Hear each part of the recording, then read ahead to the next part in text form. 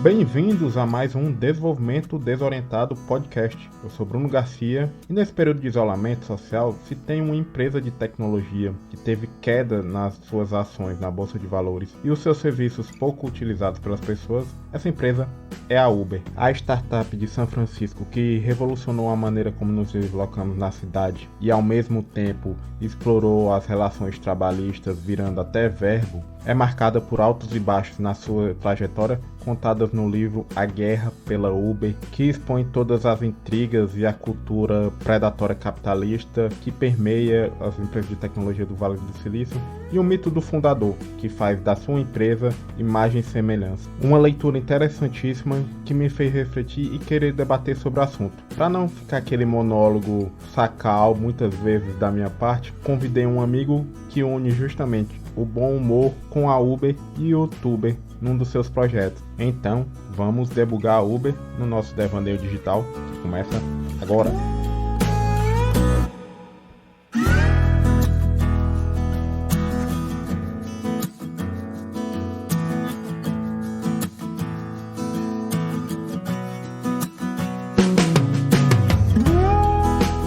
Então eu estou aqui com um adulto propaganda, um fazedor de graça, um produtor de conteúdo, um tal de Renan Fernandes.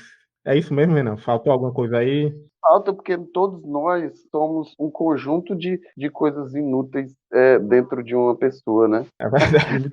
É muita cultura inútil, né? Exatamente. Mas dentre essas todas as tuas atividades, teus múltiplos talentos de cantor de karaokê do Oasis, Pronto, fazedor de raiva, né? Enfim. eu te convidei aqui para a gente debugar a Uber, uma empresa, digamos, no mínimo controversa, né? Para não dizer outros adjetivos. Para a gente não chamar de algum palavrão, não sei como é que é a tua política de palavrões nesse podcast, Não, vamos evitar, né? Vamos tentar manter o nível, né? isso para não fazer aquele velho xingamento, dizer que é uma empresa filha de uma meretriz. Então, uma pessoa que tem experiência com a Uber é você, porque além de você dar dinheiro para ela, indiretamente, Bastante. você fazer uma propaganda, um marketing quase espontâneo no seu canal no YouTube, o Uber Brasil. Inclusive, muito bom, saudades, né?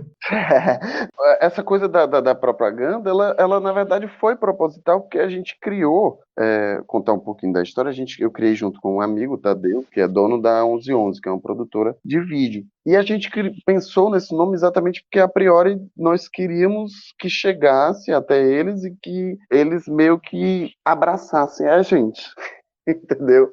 Entendi. Só que tem que explicar um pouquinho até o conceito, né? A gente gravava vídeos com passageiros. E aí a gente pegava vários temas e tinha essa interação motorista-passageiro. Só que aí depois a gente meio que entendeu que a política meio que deles não é essa, né? Assim, quando você pega uma propaganda da Uber, você vê, às vezes, dois cortes de motorista e o foco é sempre o passageiro. E o motorista, de fato, ele é bem, de todas as formas, desvalorizado, Sim, demais. a meu ver. Então, por que talvez não tenha rolado da gente ser acolhido por eles? Exatamente porque para eles não era interessante deixar como porta-voz um motorista, entendeu? Assim. Uhum. E aí tudo bem, porque foi uma ideia que para mim foi muito boa, porque eu acho que veio muita coisa boa depois disso, né? Assim, eles não acolheram, mas aí a gente teve outros CNPJ que gostaram da ideia. Não deixa de ter sido um laboratório, né? Até pro que tu faz no futebolês, né? Isso, exatamente. Eu ia citar assim: a gente mirou ali na Lua e acertou em outras estrelas, né? Enfim, o Banco do Nordeste, na época, gostou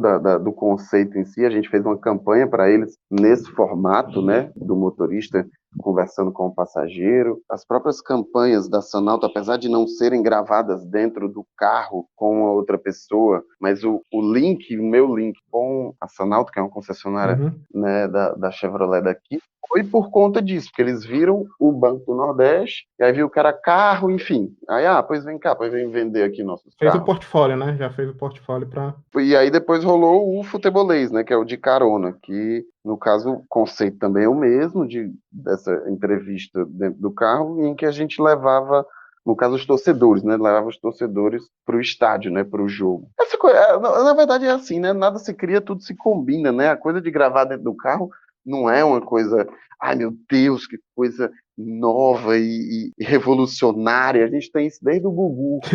O bom e velho táxi do Gugu. O táxi do Gugu, o próprio Luciano Huck também já fez muita coisa gravando com as pessoas dentro do carro, enfim, a gente só adaptou para uma realidade que até então era nova para o segmento Fortaleza, né? Que tinha pouco tempo que a Uber tinha chegado, então ainda tinha muito essa conversa do passageiro com o motorista, porque todo mundo tinha meio que essa curiosidade de se era rentável, o que é que aquela pessoa fazia antes de começar a dirigir.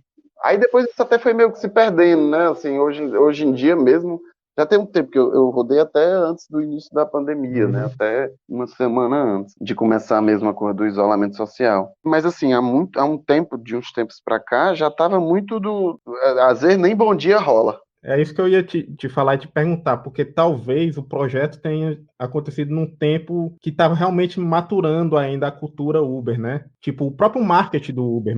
Isso, é o que eu Se tô tu olhar o dizendo. marketing do Uber, ele mudou. Porque quando o Uber começou implantando nas cidades, pelo mundo todo, ele não queria aparecer muito. O marketing dele foi no boca a boca mesmo da galera e da divulgação do aplicativo. Ele não ia botar outdoor na cidade para divulgar o serviço, porque era meio ilegal, né? Ainda não tinha a legislação para eles rodarem. Isso, Então, isso. talvez se o canal tivesse aparecido hoje, talvez tivesse sido diferente. Mas é o que eu tô dizendo. Talvez eu não tivesse nem tido essa ideia hoje. Por quê? Porque hoje as pessoas não têm conversado mais, É entendeu? verdade. Assim, na época tinha-se essa curiosidade com relação do passageiro em relação ao motorista, de saber o que é que o cara fazia antes, de saber se era rentável ou não, porque muita gente às vezes entrava, perguntava se era rentável, É, para meio que, posso fazer também, entendeu? E aí, hoje, como já meio que existe a profissão motorista de Uber, que antes sempre, nunca era sempre a coisa do quebra-galho. Fiquei dizendo, vou fazer, tenho esse horário livre, vou fazer. E aí, hoje não, já tem muita gente que já é motorista full-time, né? Enfim. é verdade, é verdade. A história do Uber é interessante por causa disso, a questão dos motoristas. Porque o Uber surgiu lá em São Francisco, na Califórnia, como um serviço particular, né, de transporte para os executivos. Então, a Uber tinha a própria frota de carros e os motoristas eram sobre contrato, né, eles eram empregados da Uber mesmo. E era o Uber Black, né, que chama. Uhum. Tanto que só depois de alguns anos de maturar que eles lançaram o UberX, que é o quê? Qualquer pessoa pode ser motorista, desde que se cadastre aqui, não tenha nenhum antecedente criminal, seja aprovado, pode rodar com Isso. seu próprio carro e trabalhar no aplicativo junto. Aí vem meio que a coisinha mais, digamos assim, controversa, porque é aquela coisa, né? Você morre de ganhar dinheiro com eles e muito para ele. Você não tem garantia nenhuma e tudo que você tem como perda, você meio que também tem que comer sozinho, né? Manutenção de carro, enfim, que é aquela história que ela tem bilhões de motoristas e ninguém é funcionário deles e bilhões de carros e nenhum carro é deles, né? É a maravilha do liberalismo, né? Isenta, né, de coisas que possam acontecer, né? Eu ia te perguntar realmente quando tu começou a se cadastrar no aplicativo. Por exemplo, a cultura, a Uber queria implantar a mesma cultura de transporte de aplicativo para alguns países que tinham uma cultura diferente. Eu queria te perguntar qual era a tua preocupação assim, quando tu começou a rodar. Era o carro, eu tenho que lavar o carro 2 vezes na semana, o ar-condicionado tem que estar truando, vou ter que botar água, balinha para os passageiros. Quais eram as tuas preocupações assim? Preocupação, na verdade, era muito de não ter o carro apreendido. Porque quando a gente começou, que era meio que a coisa ilegal, né? Você tinha que. Você ia para o aeroporto, o ideal, né? Você pedia mesmo para a pessoa ir na frente, se fosse para aeroporto rodoviária, né? E aí, pagamento, às vezes o cara pagava antes da gente chegar lá no aeroporto, até para não ter esse recebimento de dinheiro lá e não ficar nítido que você era motorista de aplicativo. Eu tirava até uma onda assim, disse assim, você veio meio que explicar a situação, a gente ainda está numa situação meio que atuando na ilegalidade. É engraçado como muda, né, essa cultura do aeroporto, por exemplo, que tu falou, né? Tu lembra do Rock in Rio, no Rio de Janeiro, que a Uber tinha um salão lá para receber os passageiros, era patrocinador oficial, né, do Rock in Rio, e no aeroporto do Galeão tinha uma área lá toda decorada tipo um lounge onde os passageiros podiam ficar esperando e os motoristas chegavam. Em outros tempos isso seria impensável, né? Mas aí sempre. Eu não gosto muito dessa frase porque ela pode ser aplicada, mas assim, o dinheiro resolve muita coisa. Ele pode não resolver tudo, assim, mas assim, quando a partir do momento que ela soltar dinheiro, solta muito para o poder público, aí, meu amigo, ela entra com tudo, né?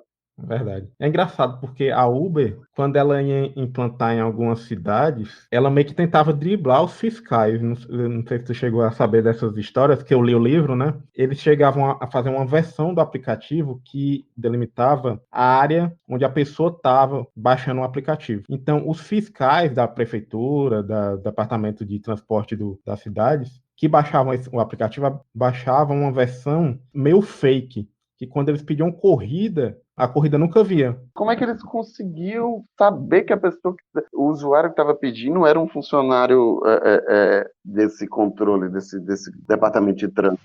Óbvio que era furado, né? Tinha algumas coisas que furavam, mas eles meio que delimitavam pela região geográfica do departamento, da pessoa. Eles sabem, não, aquele fulano de tal tá trabalhando ali, então se ele pedir corrida daquele ponto, ele não vai entrar pela corrida normal. São ninja mesmo. Eles são ninja, a Uber tem altas histórias. Inclusive, a Apple quase cancelou o aplicativo do iPhone por causa dessas histórias. Eles tentavam driblar, quase cancelou por causa disso. Pois é, então assim, a preocupação era meio que essa, de não ser pego, uma coisa meio que parecia que você estava traficando mesmo gente, e aí tinha muito a rixa dos taxistas, né? Os taxistas assumiram muito essa faceta de querer ser fiscal sem ser, né? Eu lembro que eu sempre dizia muito que era muito ridículo isso. Espécie de máfia mesmo, né? Isso era meio com a milícia taxiana, né? Assim, eles queriam muito barrar a atividade dessa galera. Eles eram meio que os justiceiros do transporte.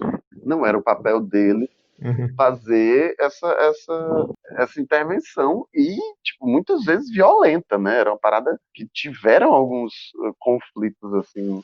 Sim, sim. Tem vídeos históricos no aeroporto Pinto Martins, aqui em Fortaleza, de brigas, né? Tu chegou a presenciar alguma coisa assim? Cara, eu não, eu sempre consegui escapar muito de boa, assim, com isso, assim. Cheguei meio que só a ver essas coisas desses vídeos, mas eu nunca fui abordado e nem presenciei nada, não. Eu lembro muito de uma história que eu peguei um passageiro no aeroporto uma vez, e aí esse cara disse assim, tá tranquilo, o Uber aqui, eu acho ainda não tá muito, não. Não, porque o taxista veio perguntar se eu queria táxi, e aí eu disse que não, eu ia pedir o Uber. E ele não falou nada comigo. Só que aí, macho, esse cara, esse passageiro, ele tinha, o braço dele era 2 coxas minhas. Não ia falar nada com ele, entendeu? Tanto que eu até disse assim, mas se eu fosse esse taxista e você Obviamente. tasse isso, logicamente eu ia dizer assim, não, senhor, tá tudo bem, pode pedir mesmo. Por sinal, vamos fazer o seguinte, eu vou pedir do meu celular para você. Isso. Vou gastar meu dinheiro aqui. Exatamente. E assim, os próprios taxistas também faziam muito terrorismo com passageiros que estavam pegando táxi, às vezes, né? Assim, eles divulgavam muitas fake news mesmo, muitos boatos de que tinha muita motorista com tornozeleira, os motoristas eram estupradores, enfim, coisas que na verdade pode até ter meio que nos dois, né? E queira ou não, a Uber, o sucesso dela, assim, entre aspas, né, foi porque ela veio ocupar esse lugar que os taxistas estavam meio desleixados, acomodados. E também porque, queira ou não, a tecnologia é muito prática. Só para complementar, porque existe também esse controle da Uber, ainda é muito melhor do que o do táxi. Você entra no táxi, você não sabe nem o nome do cara. Você pergunta Exatamente. e pergunta e ele pode até dizer que qualquer nome. Mas na Uber não, né? Tipo, o sucesso dela também porque dava muito mais essa segurança, porque quando você entrava e você tinha tido ali algum problema comigo ou com qualquer outro motorista, tinha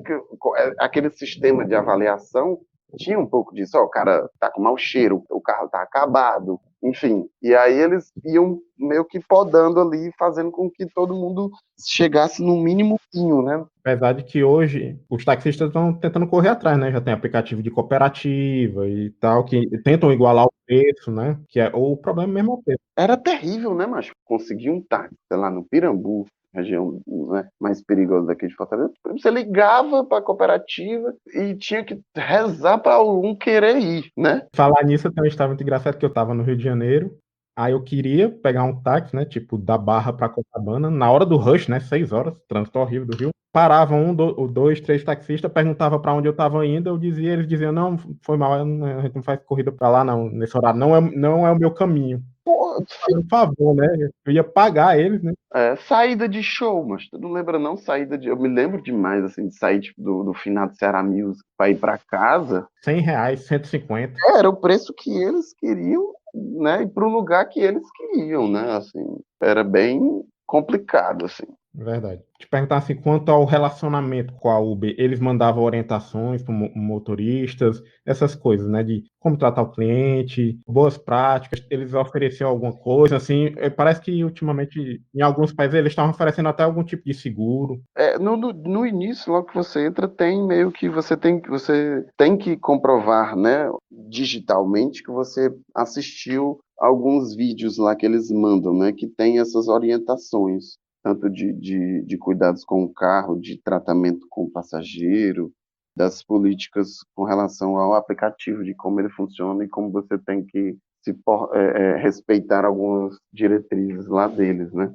Tudo por meio de vídeo. E tem alguns casos, tipo, que às vezes tem alguns casos de assédio. E aí eles mandavam e você tinha que assistir alguns vídeos falando sobre a questão do assédio e comprovar que você tinha pelo menos assistido aquilo ali para você não ter algumas atitudes. Entendi. É o mínimo, né? Que algumas pessoas já têm, mas enfim, tem muita gente que não tem essa noção e precisa passar por esse momento para poder entender. Tem muita gente que acha que é besteira, enfim, a gente sabe. E como é uma empresa multinacional que está atuando em diversos países, cada país tem a sua cultura, né? Por exemplo, na China, ninguém usa dinheiro. É tudo no cartão de pagamento por aplicativo. Na China não tinha bombom, era morcego, né? É, é tipo isso, né? Daí o coronavírus não deixa negar, né? Exato, tipo isso, tipo isso. Tanto que eles não conseguiram entrar na China, tipo, eles entraram com 20% do mercado, porque lá é um país fechado, né? O Estado financia as empresas locais de tecnologia, então a Uber meio que desistiu do mercado chinês porque ela estava gastando mais do que lucrando, né? Então não tem Uber lá, né? Não, ela meio que vendeu a participação dela nas empresas que tinha lá. E, tipo, Entendi. passou alguma situação desse tipo, de questão de dinheiro, de troco, de gorjeta, as funcionalidades novas, né? Tu já chegou a usar o Uber junto quando tu tava rodando? Tu achava que era bom? Não, mas no geral era até bom, porque, pelo menos na época em que entrou a coisa do Juntos, ele era lucrativamente bom porque a contrapartida tinha umas políticas de incentivo de números de corrida. Como é que era isso? Ele te dava um prazo de dias para você completar o número X de corridas. Aí, quando você completasse esse número X de corridas, você ganhava um valor a mais, né? Uma bonificação. Atingir, acho que era, sei lá, 60 corridas em 4 dias, mais ou menos. Tá entendendo? Aí você ganhava um valor a mais. E esse valor sempre ia subindo, né? Quando Entendi. você completava depois ele ia aumentando isso. Então, por mais que fosse um pouquinho mais barato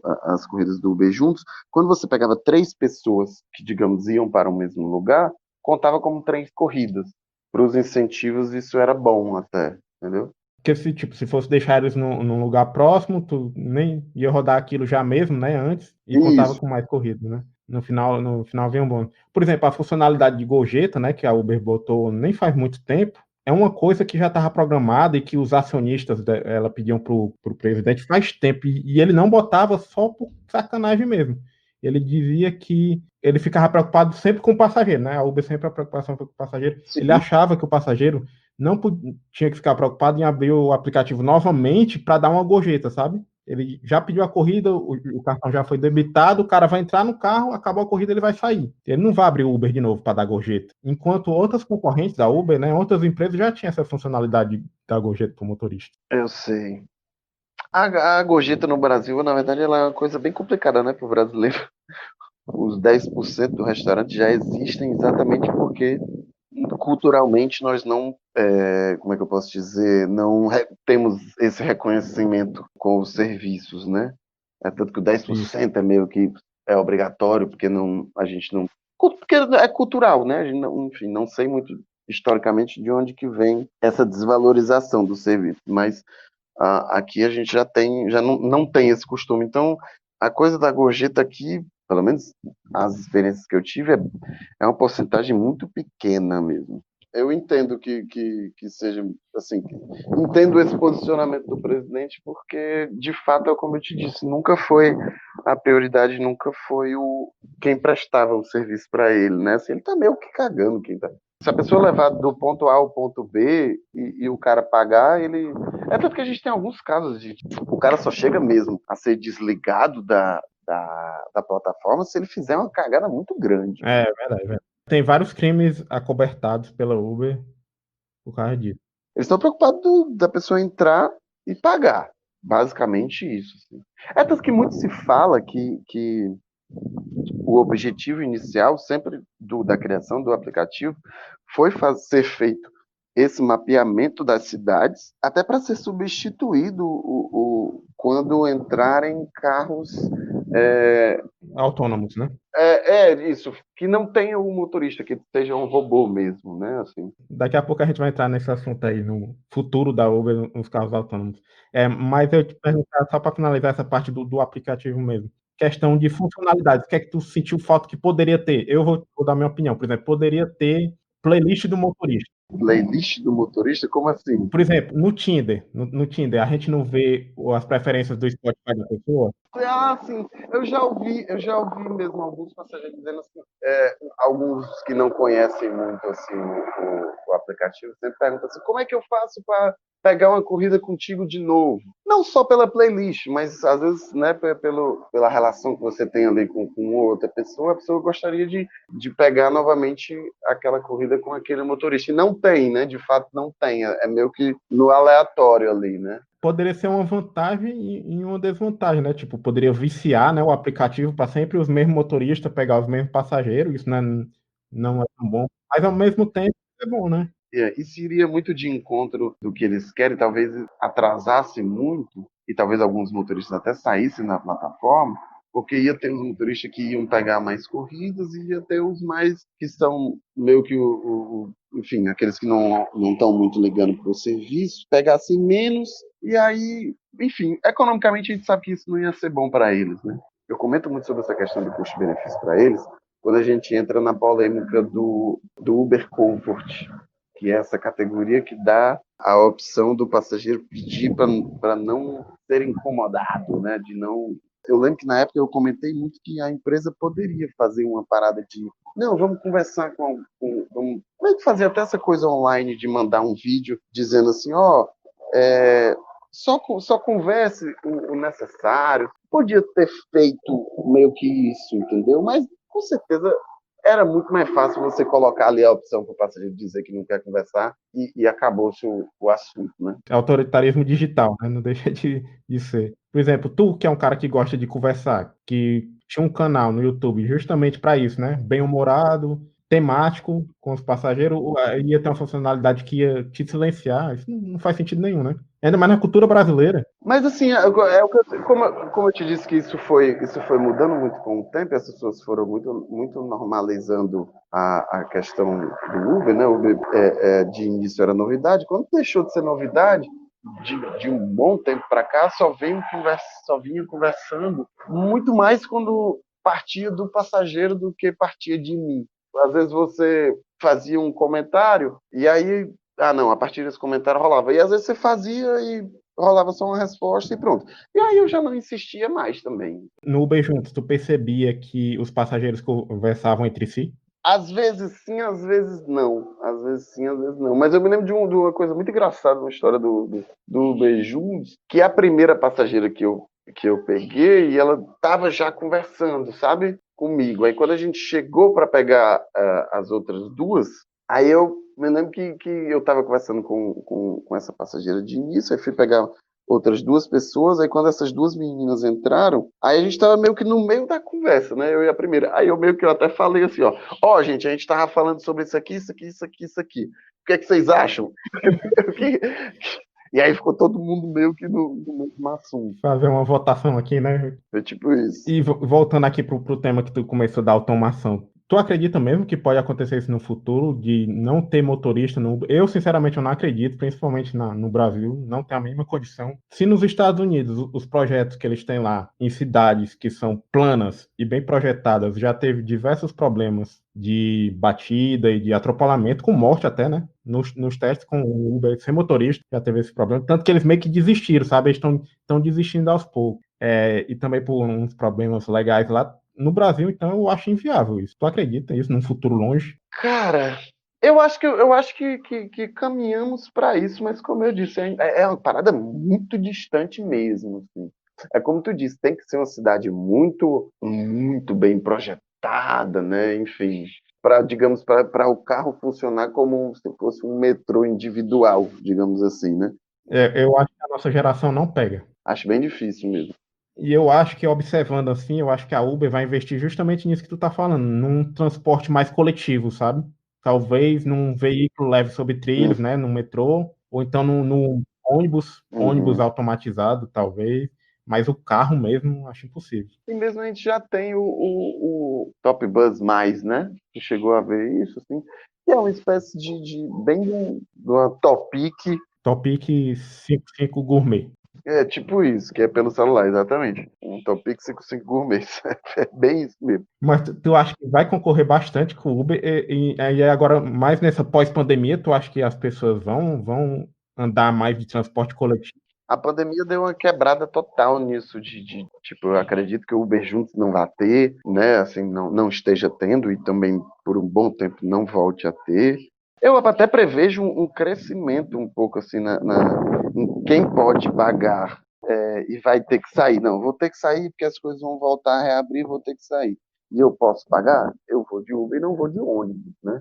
Eu boto aí pelo menos 1 ou 2 anos, pelo menos até o final do ano que vem. Acho que ainda vamos conviver. Esse novo normal vai ser esse controle maior de aglomerações, né? Eu acho que quem trabalha minimamente próximo ao trabalho, né, à empresa, talvez vá a pé ou de bicicleta ou encontrar outros meios, mas quem trabalha um pouquinho mais distante, acho que vai usar mais o Uber. Tem gente apostando que a indústria automobilística vai ter uma alta com venda de carros, mas eu realmente não acredito, por causa da economia, né? O pessoal não está com dinheiro, né, para carro. Isso, exatamente. Teria se as pessoas estivessem bem, mas eu acho que no geral a grande maioria não vai estar bem para comprar, né? Exatamente. Então, eu acho que vai ter uma alta na utilização de Uber mesmo. E tanto que eles estão planejando, e outras empresas também de transporte, né, como o Cabify, tipo, botar tela de acrílico, né, entre o motorista e o passageiro, e outras coisas de higienização do carro. E o táxi de Nova York ali, né, que já tem aquele. Isso, isso. Só para a gente concluir, a gente falou muito do minha relação com a Uber, talvez não tenha ficado tão claro do porquê que ela é tão controversa. E é só resumindo, eu acho ela controversa muito porque ela usa muito tanto das pessoas e aí da pessoa e do carro da pessoa, mas a contrapartida é muito pequeno, né? O cara não tem direito a nada, ele come todo assim, os buchos, digamos assim, que ele tem, né? Todos os prejuízos. Se ele bater, se ele tiver algum problema no carro, vai por conta dele. Mas isso é a proposta que ela dá. E aí, no geral, quem aceita é porque está precisando, né? É, Ah, estou precisando dessa grana aqui nesse momento, é o que tem, é isso. Agora, se você chegar para qualquer cara e dizer assim, ei, mas eu vou fazer o seguinte, eu vou te contratar como o meu motorista, com certeza ele troca, mas não tenha sim, dúvida, tá. entendeu? É porque tem muito essa ilusão, ai, não, eu faço o meu horário. Tem uma piada muito boa do Patrick Maia, que é sensacional, que é tipo isso, ai, que eles vendem muito que você é o seu próprio patrão, você faz o seu horário e você tem uma liberdade. Só que o que você ganha é tão pouco, aí o Patrick Maia meio que isso. Fez essa piada que ele diz assim: eu trabalho 14 horas para sustentar 2 filhos. Tá? O cara, olha aí que coisa boa, ele é uma pena que eu tenho 5. É isso mesmo. Virou o verbo, a uberização do trabalho, né? Virou o verbo isso. Eles tanto exploravam os motoristas e a relação que eles tinham algoritmos que meio para calcular o menor valor que um motorista aceitaria, sabe? Para fazer uma corrida, entendeu?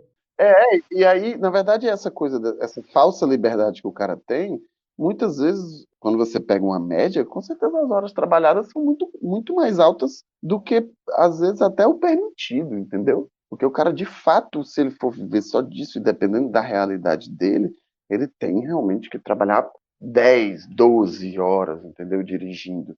Assim, tipo, 4 horas dirigindo, às vezes é mais pesado do que 8 horas de um trabalho num escritório, entendeu? Porque você tem que estar atento toda hora, você está fazendo esforços repetitivos. Eu tive muitas dores no joelho, nas costas, entendeu? Assim, porque é um esforço repetitivo ali, é estressante. Trânsito de Fortaleza, né? Que o diga. Gente, no geral, em todas as metrópoles, o trânsito é caótico mesmo. Então, a contrapartida dessa relação é muito, assim, é uma via que você dá muita grana para eles, e o que vem muitas vezes não é satisfatório por como é a atividade. A gente tira pela política deles com a questão da pandemia. Tipo assim, a questão da pandemia foi assim, ó, se proteja aí, se você pegar o vírus e se for confirmado, a gente paga um valor para você tira uma média dos dias e a gente paga 14 dias. Eu me lembro ainda que eu recebi esse mês. A gente paga 14 dias, uma média do que você faturava nos últimos 6 meses. Isso, a média por Uhum. dia, entendeu? Para esses 14. Então é por isso que ela é essa relação. É uma empresa bem controversa. Assim. Então, se você dissesse, chegar para mim, e você indica? Eu disse, rapaz, só tem isso mesmo para você fazer? Então tá bom.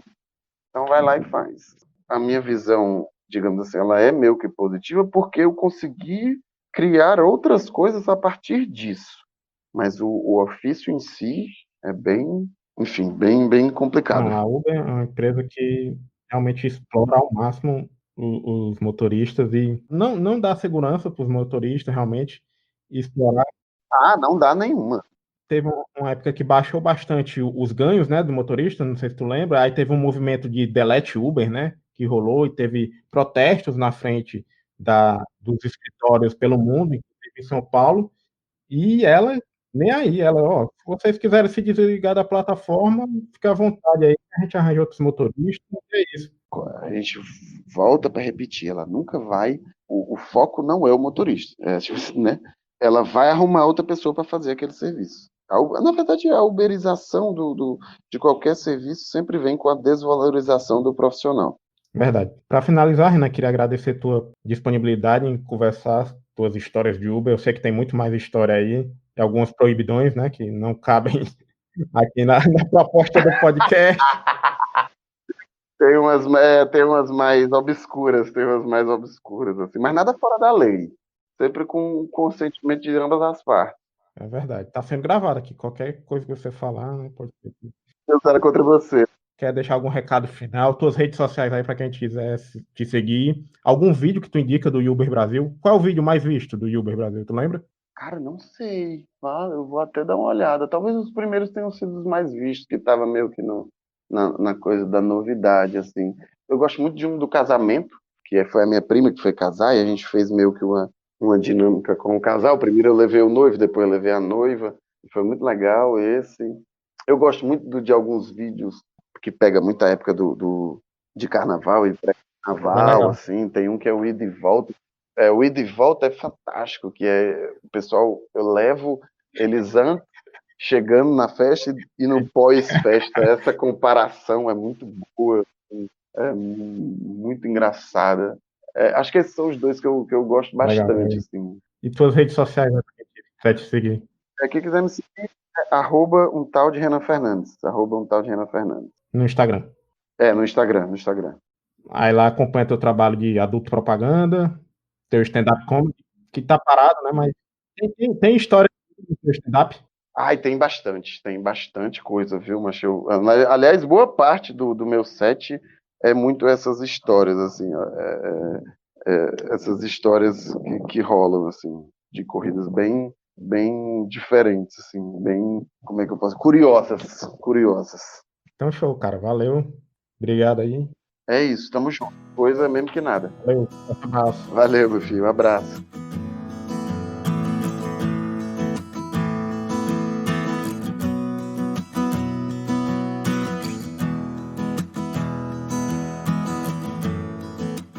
Alguns dos temas e histórias que conversei com o Renan, eu retirei do livro A Guerra pela Uber, escrito pelo jornalista Mike Isaac do New York Times e publicado no Brasil pela editora Intrínseca, onde ele conta como a Uber passou por cima dos motoristas precarizados e das cidades que tentaram regular o aplicativo. A revista 451 fez uma resenha muito boa do livro chamado Um Conto de Arrogância. Eu vou colocar o link para a resenha no meu blog, bem como as redes sociais do Renan e o link para o canal Uber Brasil no YouTube. Então vocês acessem lá brunovasconcelos.me, que vai ter no post do podcast. E se você está ouvindo pela primeira vez o Desorientec, nos sigam nas redes sociais, @Desorientec, tanto no Twitter, no Facebook e no Instagram. E estamos nas principais plataformas de podcast, no Spotify, no iTunes e no Google Podcast. Então procura lá, Desorientec, dá aquela seguida para receber notificações e acompanhar o nosso conteúdo, se lhe interessar. Eu agradeço bastante o Renan e quem ouviu até o final, e fique em casa. Forte abraço.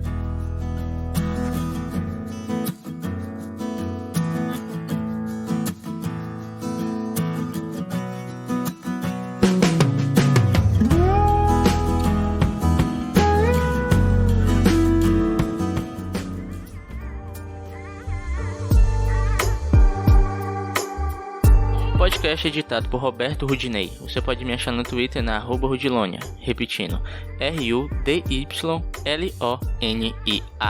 @Rudilonia.